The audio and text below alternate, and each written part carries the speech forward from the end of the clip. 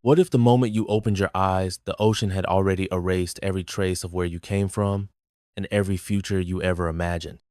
A lone sailor thrown onto an unnamed tropical shore must trade the habits of civilization for the hard mathematics of survival fresh water, shelter, food, fire, and then solve the final equation: no castaway escapes. How to stay human while the island patiently carves you into something else. The trade winds had carried him south for adventure. The cyclone delivered him here for a lesson. The wreck lies splintered beyond the reef, its broken mast pointing accusatory toward a sky that will never apologize. The mainland is a rumor, rescue, an unproven theory. Only the jungle, the coral, and the tide line exist with certainty, and each of them charges rent. He inventories hope: one hunting knife, a solar lighter, a day pack half full of odds and memory. He inventories debt, thirst, hunger, loneliness, injuries still whispering beneath bruised skin. The balance sheet is brutal but not hopeless. Survival begins in deficits acknowledged. Water first. A limestone seep no wider than his shoulders, dammed with stones until it deepens enough to mirror a face he barely recognizes. Shelter next. Driftwood ribs and palm thatched skin, a hut lifted on stilts against the wrath of future storms. Fire, coaxed from sun to tinder in the cupped hands of a man suddenly ancient. These become the new calendar rituals that divide the endless light from the endless dark. The island speaks in lessons, each harsher than the last. A crab feast ends in queasy emptiness. Undercooked boar punishes him with fever dreams. Rain arrives like a benevolent tyrant, flooding the cistern while flattening the fields where he hoped to plant. Every victory extracts its tax in pain, sweat, or blood. Yet mastery grows. The jungle yields vines for rope, bamboo for spears, medicinal leaves that knit wounds closed. The sea surrenders parrotfish when cornered by clever nets salvaged from wreckage. Even the night offers gifts, constellations to track seasons. A cave where the previous castaways now long bones and faint scratches left tallies of endurance on stone. By the 40th sunrise, he no longer counts days but measures transformations. Ribs turning to cords, hands to callous, fear to wary partnership with the unknown. The island is no longer prison or enemy. It is a stern tutor correcting every assumption he brought from the world of pavement and engines. Hunger is disciplined, thirst ritualized, solitude mined for memory instead of madness. He carves the faces of loved ones into driftwood so time cannot steal them, speaks nightly reports to the wind so language stays limber. He lights signal fires because hope, like fire, dies when not fed. Mid to monsoon, a barnacled crate gives him peaches sealed in 10 and 12 emergency flare syrup, so sweet it makes him cry, sparks so bright they bruise the sky. He launches one toward a passing satellite, then buries the rest like seeds of flame for a future rescue. Storms remake the beach, pigs root the garden, reef currents rip his best raft to ribbons. The island accepts no entitlement to comfort, only relentless negotiation. But each defeat sharpens the blade of will. He learns that patience is a weapon, silence a strategy, routine a shelter larger than any hut. Months fold into muscle memory. The tally in the cave grows past the marks of those who came before. Where they ended at 87, he presses onward. Each stroke, a promise he refuses to break. On what will later be called the 90th dawn, he hears the staccato heartbeat of rotor blades, a speck of white arches across the impossible blue. 3 red flares claw heavenward, and this time heaven answers. When steel winch meets scarred hands, he does not cheer. He looks down. A green coin set in turquoise glass. His hut, a dot of order on chaos. His message, stones a whisper against eternity. The helicopter crew calls it luck. He calls it the arithmetic of persistence. The mainland will dress his story in headlines and hashtags, but none of that matters to the island.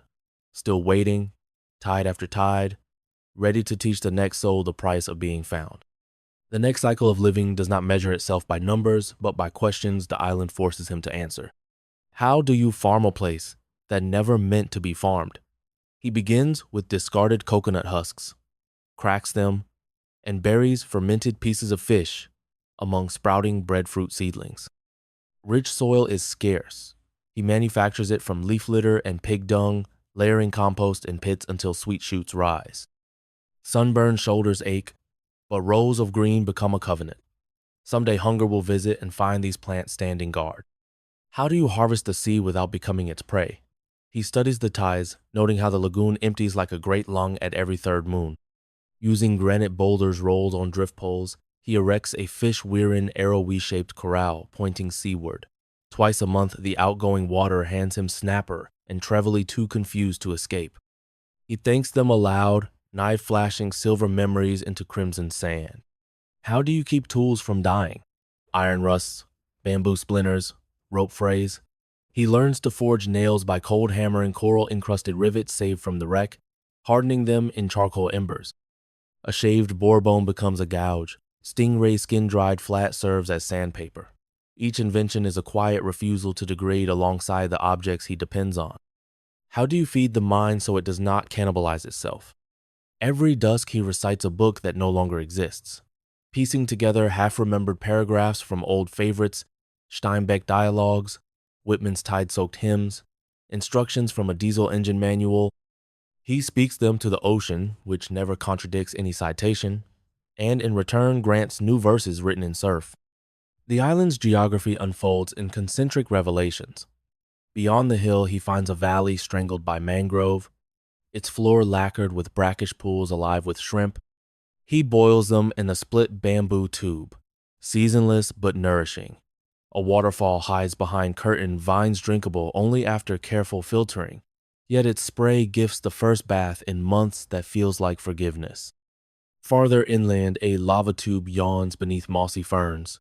Inside, glittering onyx stalactites drip mineral tears onto a floor of dry guano. He gathers ancient bird droppings and crude sax-phosphate fertilizer for the breadfruit mounds, discovering modern agriculture inside prehistoric stone. Near the tube, a second set of bones rest, smaller, jointed wrong, avian yet monstrous. He sketches them with charcoal, suspecting some extinct rail once endemic to the island. He names it after Anna's rail because if the world can forget species, it can also remember them through stories. The act feels like creation. Myths arrive unbidden. One night the wind carries distant drumming. He assumes hallucination until pigs scatter in panic and seabirds wheel above the canopy in terrified spirals. The sound fades by dawn, leaving only half-moon crescents of footprints along the eastern beach, three-clawed, deep, vanishing into surf. No tangible predator emerges, but for weeks the forest hushes at odd hours as if listening for a forgotten heartbeat. He catalogs possibilities.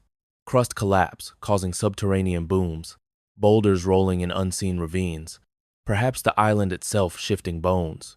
Science offers plausibility. The skin still prickles. He sleeps with spear nearby, acknowledging that reason and fear can cohabit without resolution. A season of abundance follows. Rain is predictable, fruit trees heavy, fish traps overflow. He smokes surplus meat in a stone kiln and ferments breadfruit into a sour paste stored in clay jars. Plenty breeds generosity. He leaves offerings of coconut at the cave memorial for the unknown predecessors, whispering, "Today there is more than I need.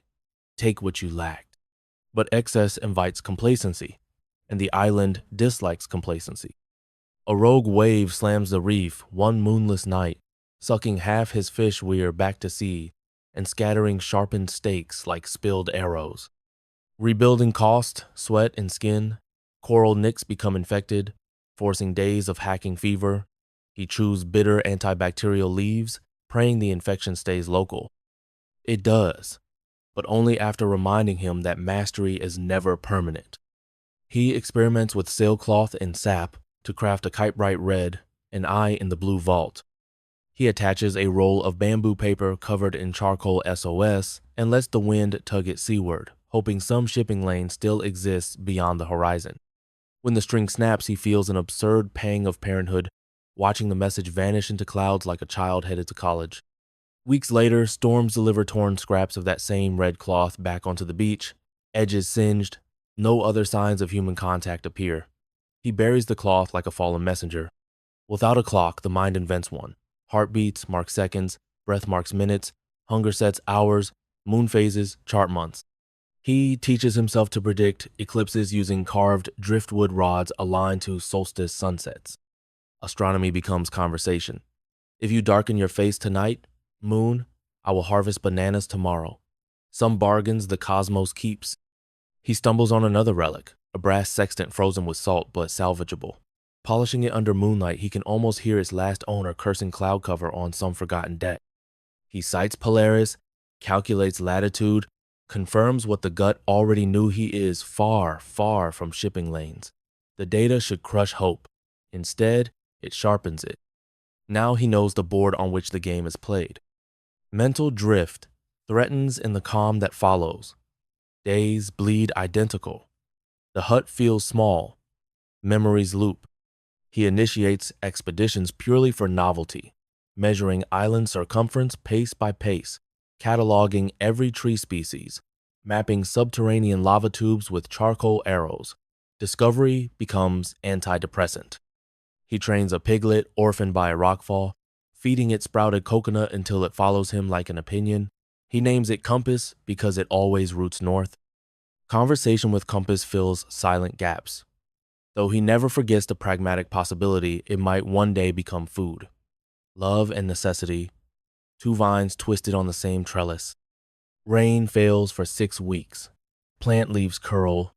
Cistern recedes to a muddy sigh. Pigs wallow in dust. He rigs tarps into dew traps, hangs them over trenches, lined with smooth sea stones.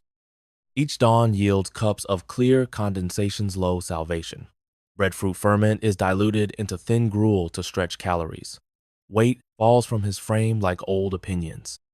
On the 42nd dry day, clouds finally bruise the horizon, but lightning ignites the parched underbrush before rain advances. A wall of fire hunts downhill, crackling its own hunger. He and Compass retreat to the tidal flats, watching flames devour months of garden labor. When the rain arrives at last, it sizzles on ash, a sound like applause for tragedy. Recovery is grueling. He dredges nutrient silt from river mouths, hauling it in woven baskets to rebuild soil.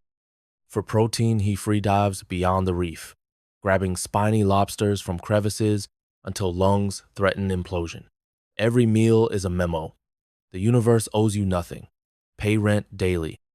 One dawn, the sea appears Rongoyu flat, horizon blurred. An earthquake miles away sends a silent tsunami rolling beneath the surface. The reef exposes 30 meters of sand never before seen, then water races back in a roaring wall. His elevated hut survives. The fish traps do not. Debris litters treetops, including a plastic crate labeled Port of Lihu. The world has reached in to remind him it still exists, still dangerous. Inside the crate, a case of expired military rations, a cracked handheld GPS, a soaked paperback of nautical knots, and a laminated family photo-smiling trio in matching Disney shirts. He wipes mud from their faces, sets the photo in the cave memorial. Even safe shores can birth castaways given time. The GPS, dried and solaroved, blinks to life. No signal satellites may be decommissioned, but the backlight works. At night, he uses it as a lamp, ironic technology repurposed to chase beetles from bedding. He confronts Myth again, phosphorescent silhouettes, weaving beyond the lagoon at new moon, humanoid in outline, tails like manta rays. Intellect says, Manta surfing plankton blooms. Spine whispers sea spirits dancing on his threshold. He chooses both truths, leaving an offering of fruit on a raft that the current carries into darkness. Respect is cheap insurance. Conflict with nature turns social when he notices Compass missing. Hoofprints lead to the western cliffs where fish-eagle nests cling. Feathers and blood mark the ground. Talon tracks confirm the outcome. Grief surprises him real, sharp. He carves a small wooden compass, rows and plants it where the piglet last stood, a grave pointing forever home. Loss pushes him into the sea, swimming wild distances until shoulders burn. In deeper water, he meets a whale shark, swimming parallel like a moving continent. Stripes ripple, remoras cling. For 10 minutes, he is less alone than any time since the wreck, sharing planety-sized silence with a being that never once considers his existence strange. He revisits the cave, counts tally marks. His strokes have surpassed triple digits. He adds none this time, deciding the cave is a ledger of the past. The future needs new accounting. He crafts a large sail from patched tarp and woven palm, constructs an outrigger canoe using storm-felled tamanu logs hollowed by fire. Lashings are pig sinew, pigs hand-hewn teak planks scavenged from reef timbers. Trial launches in the lagoon reveal instability. He widens the buoyant arm, adds a secondary keel. Craft becomes craft. Navigation practice begins. Dead reckoning laps around the island, reading wave sets, star climbs, cloud shadows. He rebuilds confidence not to flee, but to choose. Leaving must be decision, not desperation. During a foraging trip, he discovers ancient whetstone idols half buried near a freshwater pool, faces eroded but eyes still stern. The island had people once, maybe 1,000 years before. Their terraces now lie under jungle, but sugarcane hybrids still grow in neat ghost rows. He chews a stalk, sweet history on the tongue. He studies the idols, sketches them, buries them again. Some stories deserve to sleep. A migraine grips him for 2 suns, vision blooming white. Dehydration? Nutrient lack? He turns diet to shellfish and wild greens, and the ache lifts as suddenly as it came. He logs the episode, noting future remedy. Purple stem spinach near the North Creek. Clam broth. Coconut water diluted 1. He writes more remedies in charcoal on planks. Fever, bark tea, sea salt, poultice, spiderweb, coagulant, a medicine chest painted on wood for whoever might read after him. Third Monsoon returns, but this time he is ready. Gutters lead roof runoff into clay cisterns capped with palm bark. Garden beds raised on mounds resist flood. Canoe tied high in mangrove cradle. Storms roar and pass, structures stand. Preparedness is the new serenity. Between squalls, he reads cloud layers like paragraphs, predicting weather with accuracy that would shame old marine apps. Technology was never satellites, he muses. It was always observation made shareable. He becomes his own barometer. Lightning strikes the breadfruit grove, igniting tendero dry foliage. He fights fire with wet palm trunks, forming a break. Burns slash his arms. Smoke scalds lungs, but the garden survives. Next morning, he finds obsidian glass fused in the sand where lightning met beach nature, gifting him a razor he could never forge.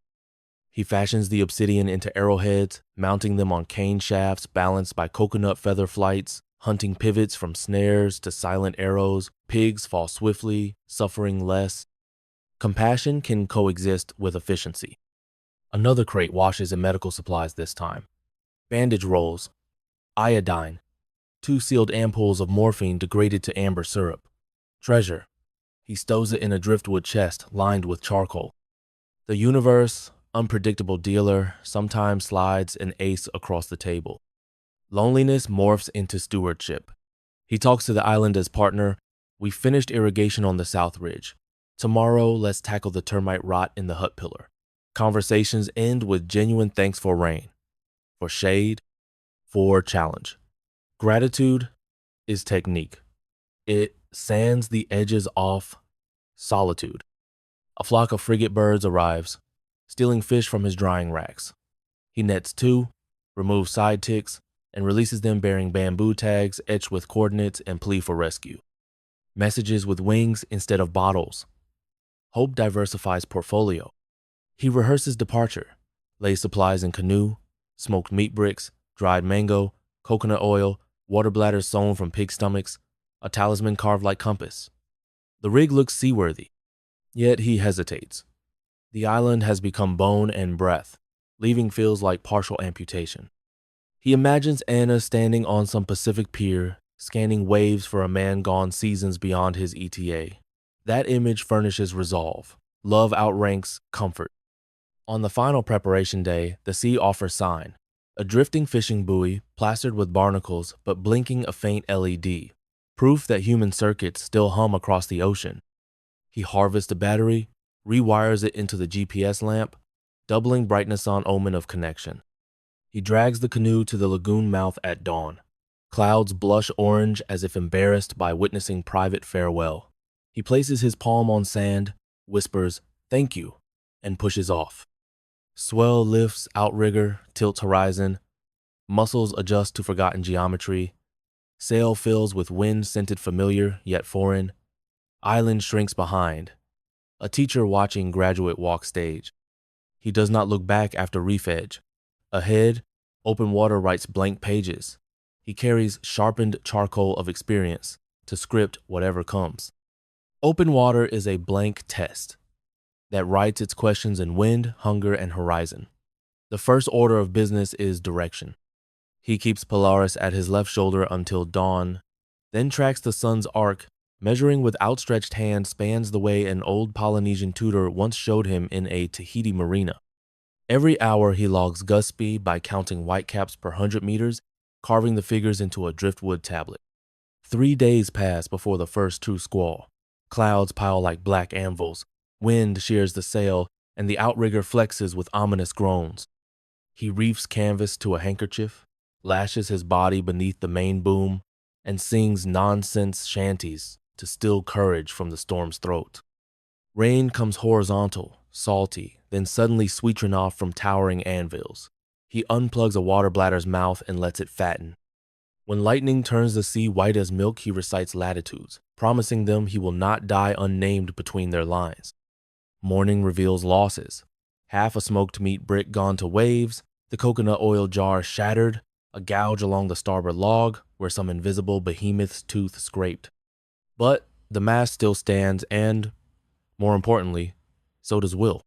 He repairs during midday lull, splints the log with tamanu slats and rope, patches sail tears with breadfruit fiber sewn by Obsidian needle. Each stitch is a syllable in a quiet mantra. Forward, forward, forward. Compass's talisman clicks against the hull, knocking rhythm like a metronome for perseverance. Nights stretch liquid and identical until the moon rolls thin as a coin and even stars seem cautious. Bioluminescent plankton trail, the outrigger in neon scrolls. He lowers a lure hammered from spoon metal and hooks a mahi-mahi half his weight. The fight is brutal. Victory bloodies the deck, but fresh protein lifts fog from thinking. He eats raw slivers dipped in lemon-o-tart seawater, storing the rest inside a ventilated basket trailed astern an old sailor's fridge. Doldrums follow, air breathlessly hot. Sweat has nowhere to evaporate. His water ration becomes algebra. 2 swallows at dawn, 2 at dusk, no exceptions. Tongue cracks, thoughts wander. He bargains aloud with absent trade winds, offering poems, stories, fragments of childhood songs. On the 5th breathless dawn, a ripple appears dolphins, 6 strong, circling like friendly rumors. They shoulder the bow, nudging it northeast, as if serving pilot duty until a column of clouds forms and a line of catatoughs stipples the sea. Wind returning with a lover's apology. He trims sail, grateful but disciplined, knowing weather's mercy is never free. Indeed, barter arrives that night in the shape of a distant glow, the running lights of a freighter, high in red, on the west horizon. Civilization glimmers. He fumbles for a flare, remembers he has only 2 left. Precious, but opportunity rarer still. He fires. Scarlet streak arches, hissing hope. The ship does not alter course. Through binoculars, he reads rusted Cyrillic decks, stacked with dark containers. No watch visible. A ghost freighter under autonomous guidance? Or crew too thin to risk stopping? Either way, the flare goes unanswered, and its bones fall into the waves like an exhausted bird. Disappointment is a knife that tries to carve chunks from resolve. He bandages the cut by journaling every lesson the encounter taught. Ships still sail, he writes. Lifelines still exist. Aim for shipping lanes, but remember they may be blind. The note becomes an extra rib in his mental cage, stiffening posture so despair cannot hunch him. 5 days later, the sea offers a different companion. A whale carcass, belly up, bloated, stinking sweet. Around it, sharks trace lazy figure 8s. He drifts near, harvesting strips of skin where no teeth yet shredded. Whale skin, fermented in sunlit jar fragments, yields oil for lamp and anti-salt salvo luxuries pried from rot. The sharks trail him afterwards, silhouettes like punctuation marks under the canoe. At dusk, one bumps the outrigger, testing. He thwacks water with paddle, shouts obscenities remembered from dock workers. The shark glides off, insult apparently understood. Day blends once more, but his internal chronometer counts. 43 sunsets since leaving the island. Supplies thin. Breadfruit chips crumble to dust at the bottom of their sack. He pads stomach with seawater boiled to brackish soup, a trick that fools hunger but invites dehydration. He rereads the driftwood tablet of wind notes and realizes current and sail have carried him farther west than planned. Course correction means tacking south into rougher trades, but toward chains of isles rumored on old charts. He commits, turning bow southward. Immediately squalls resume, clockwork tantrums each afternoon. One slams breakers over deck, washing the driftwood Logand with it, his last weather records into the churn. Memory must now serve as map. Hallucinations begin after the fourth gale. Anna's voice counting down seconds between lightning and thunder, just as they once did while camping in Baja. He answers, voice hoarse. Thunder replies in her cadence. For a heartbeat, he believes the storm is a telephone operator patching them through. Sanity reels, then steadies. He ties a cord around wrist and mast before sleep, insurance against walking overboard while dreaming. Morning gives flotsam. Half a navigation buoy encrusted with mussels, paint still bright Coast Guard orange. Its metal tag reads, Inspected 6/20/7/31. Proof of maintenance 14 years prior. He pries mussels, steams them in tin cup, and tastes civilization as faint diesel aftertaste. Distance compresses strangely at sea. A cloud on horizon can be mountain or mist. When at last real peaks appear green, volcanic spires, they look imaginary until surf booms at cliffs confirm tangible land. He circles the nearest shore. No harbor, just knife-edged lava. Smoke curls from inland burns. Terraces of tarot-patterned slopes. Humanity, undeniable. He anchors in a cove, half-moon of black sand. Feet touch foreign earth for first time in an epic of heartbeats. Legs wobble. He drags canoe past tide line, collapses, and dreams of loam. Awakening, he follows drum beats reel, this time into jungle. A village emerges, bamboo huts nested among breadfruit. Children spot him, scatter then return, curiosity outweighing fear. An elder approaches, face mapped by sun, eyes glinting steel behind cataracts. Words pass between them through gesture and shared seafarer lore. Palm to heart, fingers to horizon, mimic of oar. Message clear. I come in peace. I come from sea. I ask for water. They give water, salted lightly with ginger. They give taro cooked in banana leaves, fish grilled on sugarcane skewers, and a woven mat where night insects hum lullabies. Gratitude swells so large he almost cannot speak when via improvised pidgin they ask his story. He answers with hands. Cyclone, wreck, island, building, living, leaving. They listen. Then one woman traces a line in Dirth's voyage's shape and nods respect. Days stretch into a week. He helps mend nets, teaches knot variations from the soaked paperback, shares medicinal knowledge of purple spinach and spider web clotting. In return, they show him star paths used long before sextants. This triangle points to Breadfruit Islands. This crooked cross leads to metal birds. He etches them into memory because paper disintegrates, but mind, if fed, can outlast mildew. Yet rest is provisional. The elder Tavake is his name-tap's Outrigger hull, questions with raised brow. Are you finished traveling? The sailor stares at green hills, at children brave enough to laugh again, at smoke curling from cooking hearths. Home could grow here. Still, a clock ticks in chest unfinished arcs, Anna's unanswered waiting. He asks for timber. The village gifts Tamanu logs cured in sea salt and sinew cord stronger than his own rope. Together, they upgrade the canoe, taller sail sewn from pandanus mats, freshwater cask carved from breadfruit trunk, deck awning to shade against equatorial sun. Women sing as they weave, songs of ocean lineage. He learns chorus, voice shaking but true. Before departure, Tavake presses a carved bone hook into his palm.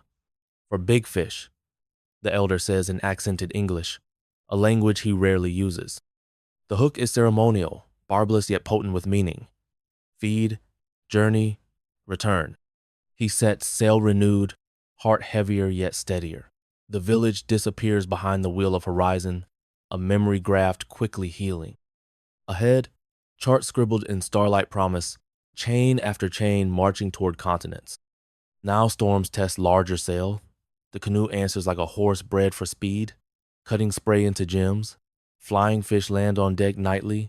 Sacrificial rations. He scrolls their scales between fingers, remembering first weeks on the empty island when such abundance seemed impossible. A month of miles later, he spies cargo vessels regularly, lines of steel migrating along predictable arteries. He times a flare to pass within half a nautical mile of a Panamanian container ship. This captain responds. Horn blast, course alteration, a launch skimming toward him. He is hauled aboard by mariners whose languages braid Spanish, Tagalog, and the precise English of maritime law. They feed him instant noodles and brandy that burns like re-entry. They radio authorities. They log coordinates. They log his name spelled letter by careful letter. Under fluorescent galley lights, his reflection appears alien silver-ucked red beard, hair saltable bleached, eyes wide as pupils can stretch. Documentation requires suitcase of forms. He offers stories instead. Once again, scribes translate survival into bureaucracy. Port of call is Honolulu. Quarantine, debrief, medical exams. News outlets clamor. He offers minimal narrative, protecting the island's privacy like it were a person. Interviewers want gore. He gives them lessons. Observe before acting. Respect before taking. Hope is a muscle, train it daily. A reunion arranged. Anna on pier, wind snatching her tears sideways. Their hug is quiet, pressure measured, so bones don't break from relief. Reporter's record, he hears none of it, ears full of heartbeats sink to hers. Civilization's overload follow sirens, screens, synthetic fragrances. He develops island sickness, walls claustrophobic, neon, painful, idle chatter, exhausting. Therapists label it re-entry anxiety. He labels it homesick for honesty. He negotiates with memory, writes handbook blending village star lore with breadfruit agriculture, catalogs, spiderweb remedies, diagrams, fish weirs for school curriculums. Royal Geographic Society publishes an excerpt titled Economies of Enough. He declines royalty checks, directing funds to Tavake's village for storm-resistant roofs. Nights, he walks beaches near his coastal apartment, scanning horizon for a dark hump that might be whale shark's back or outline of Greenpoint Island. He knows he will not return, the pact demanded one graduation. But he whispers, thanks across water, for peaches in a crate, for obsidian and lightning, for compasses stubborn rooting. The world asks for a final lesson. He offers this. Survival is not a period at the end of disaster. It is a semicolon that connects catastrophe to meaning. Anyone can endure a storm. Few learn to translate endurance into stewardship. Crowds applaud. Some will take the teaching. Others will scroll past. The ocean is patient. It will test each listener in time, with hurricane or heartbreak or silence, and measure who wrote the lesson on their bones. When lights dim after the lecture circuit, he opens bone hook necklace, rubs thumb along its smooth arc, and feels again the tug of big fish journeys still unhooked. The island may keep his past, but the sea still loans him future. The ocean may loan the future, but land demands rent in smaller, subtler ways. Months after his return, he still wakes at 4 a.m., body expecting pre-dawn patrol of pig traps, ears reaching for surf that is now 5 miles away. Anna learns to keep rice crackers bedside. Crunching them reassures the stomach that hunger is scheduled, not stalking. He volunteers at a coastal community garden where retirees argue over tomato cultivars. The soil under his nails grounds him, yet irrigation hoses feel decadent compared with hand-carried bamboo gourds. He teaches Rhino trap design. Gardeners smile politely, favor PVC. He laughs, realizing that lessons earned in extremis seldom transplant whole into comfort. Still, one old veteran installs a leaf litter compost trench, and when earthworms appear, the vet salutes him as if they share a long-lost regiment. Public interest in his ordeal morphs into podcast invites, motivational speaker conferences, brand offers for survival gear. He turns most down, wary of converting lived pain into clickbait. But a letter from a Colorado schoolteacher pierces his reserve. Her students, many from fractured homes, found solace in his phrase, "Hope is a muscle." He agrees to a video call. Middle school faces ask whether fear ever left him. He tells them fear simply changed uniforms in. The island it wore fangs, in the city it wears apathy. The kids write follow-up essays. One mails him a drawing of Compass the Pig guiding lost hikers. Anna suggests they sail again, short coastal trips, reclaim joy from water. They rent a 30-foot sloop. On launch day, his knuckles whiten around the tiller, phantom memory of Cyclone roar pressing temples. But wind is gentle, sails luff lazily, and Anna's hand steady on his. Halfway out, a pod of spinner dolphins escort them. He laughs a noise rusty but genuine, and the sea answers in silver arcs. Back on land, he publishes Cartography of Enough, detailing island life systems, caloric yield of breadfruit terraces, water capture ratios, psychological value of naming even inanimate companions. Academics debate footnotes, preppers devour diagrams. Environmentalists cite his guanophosphate cycle as proof small-scale closed loops can flourish. Fame trickles, but solitude calls. He purchases 10 coastal acres scheduled for condo development, designates it a micro-wilderness classroom. He builds nothing but raised observation decks and a composting latrine, then invites urban kids each weekend to experience nights without LEDs. The first group panics at sight of spider eyes glowing in flashlight beams. By dawn, they brag about counting meteors. He keeps the bone hook around his neck during these camps. When asked, he says it's a reminder that stories hook us to each other more securely than any campus we ho-fi. Kids roll eyes. Later, they trace its curve with fascination. Correspondence arrives from Tavake's village. Cyclones have grown fiercer, but the storm-resistant roofs funded by his royalties held strong. Tavake's grandson encloses a photograph villagers holding up driftwood signs spelling enough. Behind them, new breadfruit terraces climb hillsides. Tears, he thought the island had evaporated, return. Saline testament that connection persists beyond sightlines. On the anniversary of the wreck, he walks Honolulu Harbor alone at dawn. A container ship horn mourns somewhere offshore. He cups hands to mouth and releases a 3-note whistle-thee call he used to summon Compass. No piglet trots from palms, but a stray dog lifts head, approaches, sniffs his palm. He shares a piece of dried mango. The dog stays as he sits on jetty rocks, telling C that he is grateful for his brutality, for his tuition and humility. Later that day, he visits the Maritime Museum housing a section of his Outrigger canoe, now displayed behind glass. A placard dramatizes his journey. Tourists snap selfies. He steps close, placing fingertips against cool barrier opposite the saltascore timber. In reflection, he sees his bearded face overlay the canoe's ribs, the living vessel, and the vessel that lived. He exhales fog on glass, draws a tiny compass rose, and walks away before staff notice. That night, news outlets blare alerts of a tropical depression forming along familiar coordinates. He sleeps anyway, trusting islands and villagers and sapling roofs. Trust, too, is a muscle. Months roll. He writes fewer pages, speaks more softly, loves more loudly. One evening, Anna finds him on balcony sketching a star map without prompting. She asks if he's planning another voyage. He smiles. Always inside. They toast with coconut-infused rum, an undercity sky painted orange by streetlights. They recite moon bargains if you darken your face tonight. We will harvest courage tomorrow. When he finally pens acknowledgments for the paperback edition of Economies of Enough, the list is odd. A crate of peaches, an obsidian lightning blade, dolphin pilots, a pig who pointed north, a whale shark university, an island who taught grammar of limits. Reviewers call it poetic nonsense. He calls it accurate bibliography. Late in spring, he receives a parcel. A single frigate feather, tip painted bright red, no note.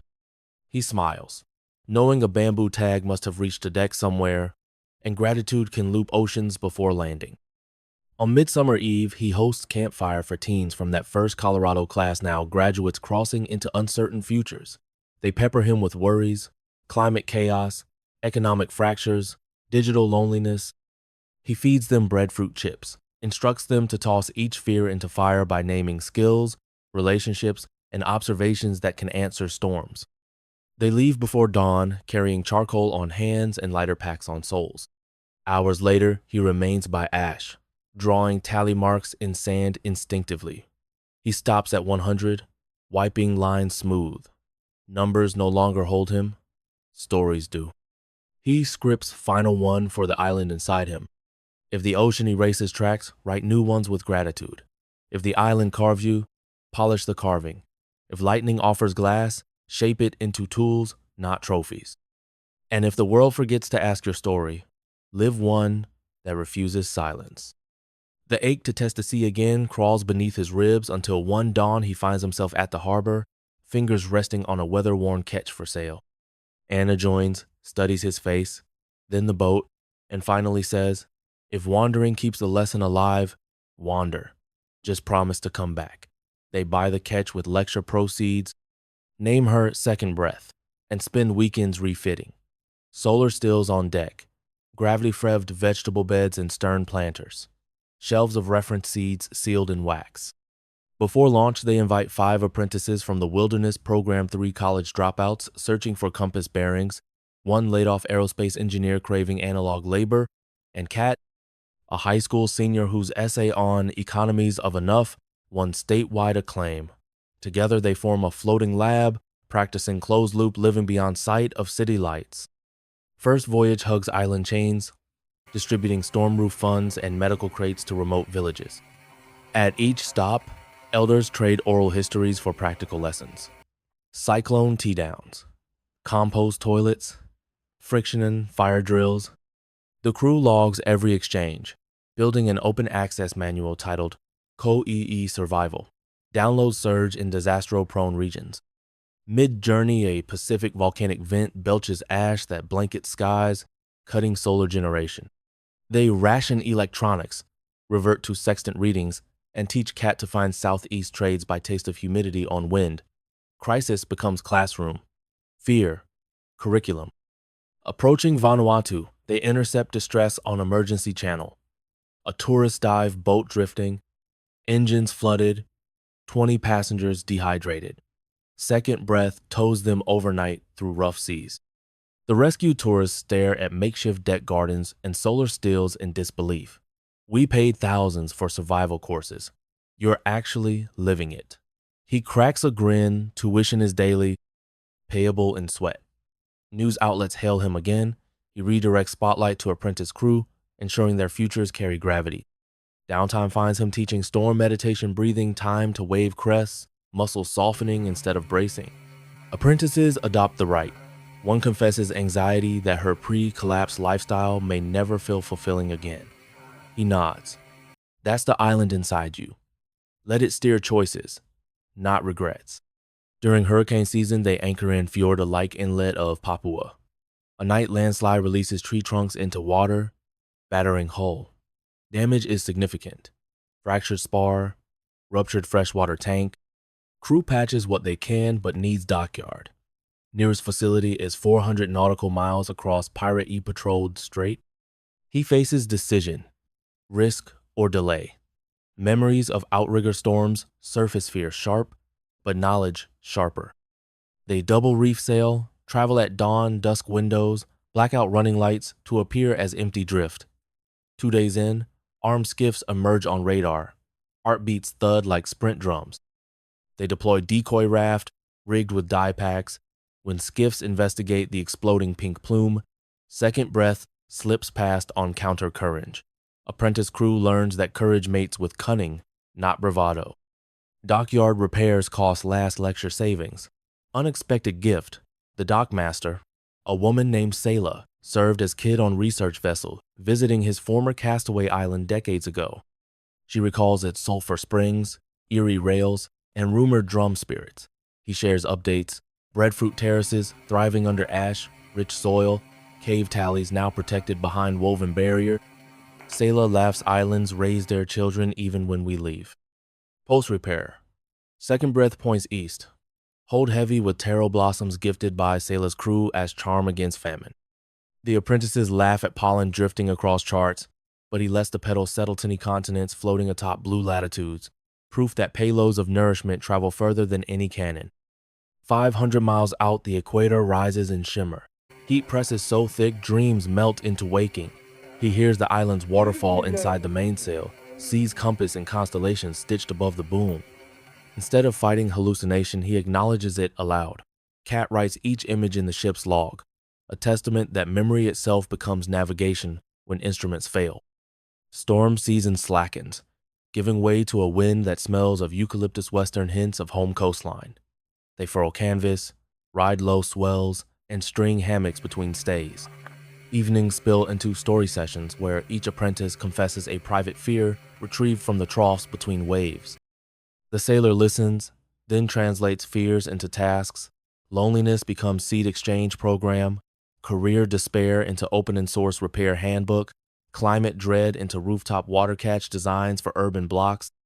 They learn that alchemy is not about gold, it's about turning paralysis into movement. Landfall at last. Oahu's volcanic silhouette, inked against a peach dawn. Harbor radio crackles approvals. Dock pilots stare at deck gardens bursting with taro vines and baby breadfruit. Customs officers, jaded by tourism, pause at sight of bone hook, necklace, and note the rare calm in crew eyes. Paperwork feels lighter now, signatures buoyant with purpose. They unload supplies left untouched, donating to neighborhood co-ops. Newspapers attempt hero headlines. He sidesteps, directing cameras toward apprentices now ready to instruct. They scatter in coming weeks. One joins coastal conservation, another refurbishes decommissioned buses into mobile tool libraries. Cat wins fellowship to integrate traditional star paths into STEM curricula. Home life shifts again. Anna's belly rounds each day like a new moon phase. Nursery smells of tamanu shavings and linseed. He installs a ceiling mobile of driftwood compass roses, each piece carved on calm watches mid-voyage. When baby kicks for first time, he whispers latitude lines against Anna's skin, mapping safe passage into breathing world. Second breath rests at slip, but he visits daily tightening stays, checking bilges if boat were an elder needing conversation. One evening, a weathered envelope sits on cockpit seat. No stamp, only a charcoal drawing of his island's rail. Inside, coordinates for a marine protected zone proposal, unsigned. He smiles. Sela's promise travels stealthily.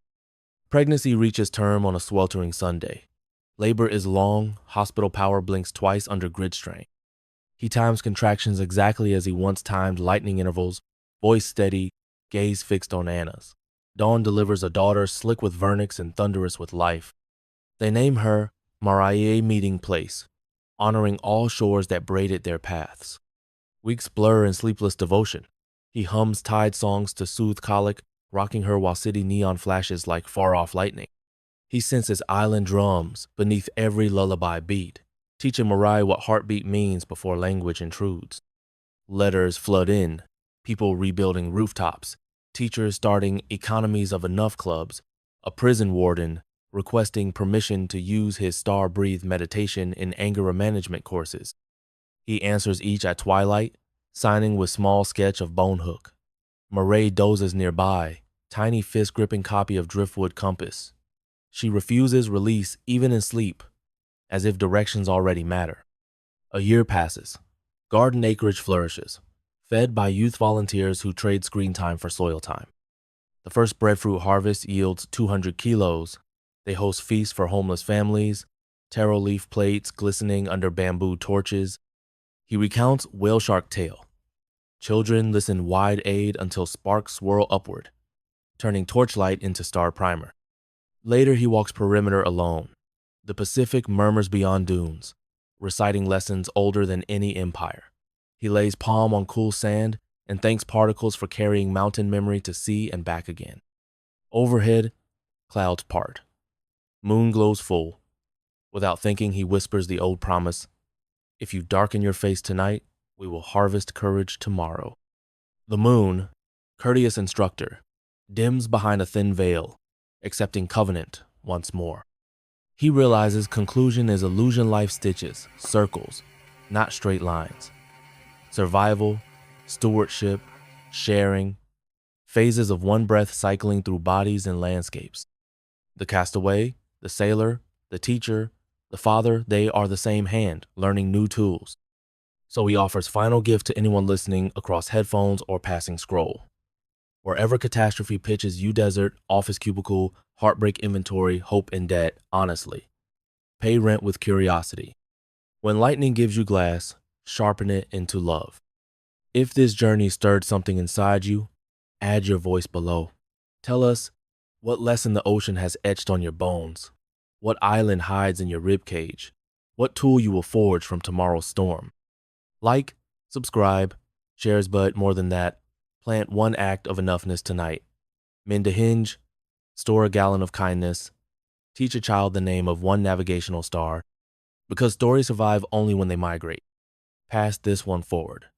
And one day, when tides erase our footprints, someone standing on an unfamiliar shore will remember that hope is a muscle, gratitude a compass, and every island reel or imagine waits to teach us the price and privilege of being found.